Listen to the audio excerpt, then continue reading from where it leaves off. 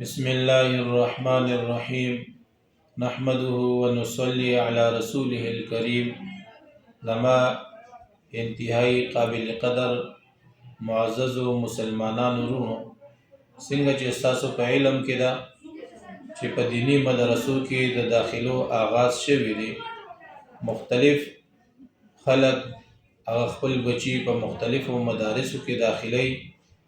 نو جامعه محمودیه ترنګزی چې په 1982 کې قائم ده د دې مدرسې خصوصیت دا دی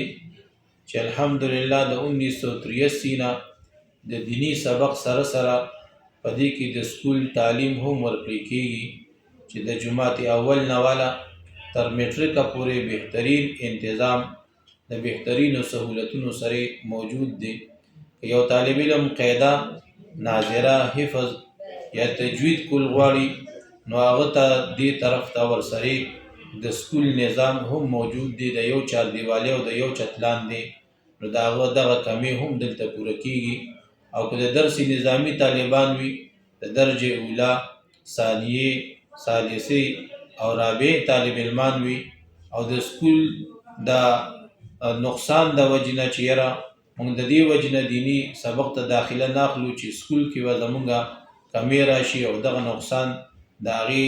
تلافي ختمولو دپاره چې دی نو دلته د درجه اوله سرې د سکول انتظام شته دی یو طرف ته به که طالب علم اوله درجه وي نو دلته ورسره سکول هم ویلی شي که دویمه او دریمه او څلورمه درجه وي نو ورسره اتم نهم لسم د سکول د کلاسونو انتظام هم موجود دی نو زما ټولو والدینو ته دا درخواست دی چې د دې بهترین موقع نه فایده اوچته کړي او خپل بچي په جامعه محمودیه ترنګزی کې داخل کړي